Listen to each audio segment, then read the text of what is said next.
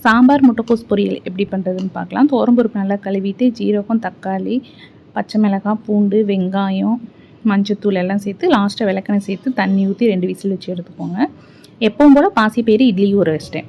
இப்போ வந்து பொரியல், இது முட்டைக்கோஸ் பொரியல் ஹாஃப் பாயிலில் வந்து பண்ணிக்கலாம். தேங்காய் எண்ணெய் விட்டுட்டு கடுகு, கடலைப்பருப்பு, உளுந்தம்பருப்பு, வெங்காயம், பச்சை மிளகாய், கருவேப்பிலை, லைட்டாக உப்பு சேர்த்து வதக்கிக்கோங்க. அப்போ லாஸ்ட்டாக உப்பு பத்தலைன்னா சேர்த்துக்கலாம்.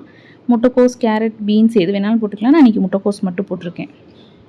அடுப்பை சிம்மில் வச்சுட்டு அப்பப்போ மிக்ஸ் பண்ணி விட்டிங்கன்னா ஹாஃப் பாயில் ஆயிரும். லாஸ்ட்டாக தேங்காய் துருவல் சேர்த்துக்கலாம். சாம்பார் தாளிக்கிறதுக்கு எண்ணெய் விட்டுட்டு கடுகு, உளுந்தம்பருப்பு, ஜீரகம், வெந்தயம் சேர்த்துட்டு வரமிளகாய் சேர்த்துங்க. லைட்டாக வரமிளகாய் கொஞ்சம் லைட்டாக கலர் மாறினதும் வெங்காயம் சேர்த்துட்டு நல்லா வதங்கினதுக்கப்புறம் தனி மிளகாத்தூள், சாம்பார் தூள், மல்லித்தூள் இதை நல்லா சேர்த்து தண்ணி சேர்த்துக்கோங்க. அது கூட வந்து முருங்கைக்காய், உருளைக்கிழங்கு உங்களுக்கு வேணுங்கிற காய் வந்து போட்டுக்கோங்க. உப்பு சேர்த்துக்குங்க. கொஞ்சம் நல்லா ஹாஃப் பாயில் ஆனதுக்கப்புறம் புளி சேர்த்துக்குங்க. புளி சேர்த்து கொஞ்சம் கொதிச்சதுக்கப்புறம் லாஸ்ட்டாக பருப்பு சேர்த்துட்டு அது மஞ்சட்டியில் பண்ணிங்கன்னா ஒரே ஒரு கொதி மட்டும் கொதிக்க விட்டிங்கன்னா போதும். மஞ்சட்டியில் பண்ணோம்னா ஆஃப் பண்ணி 10 நிமிஷம் வந்து கொதிச்சுட்டே இருக்கும். லாஸ்ட்டாக பெருங்காயத்தூள், கருவேப்பிலை எல்லாம் போட்டு ஒரு கொதி நல்லா கொதிச்சதும் ஆஃப் பண்ணிடுங்க. கொஞ்சம் நேரத்துக்கு அப்புறம் வந்து கொத்தமல்லி இலை வந்து போட்டுக்கோங்க.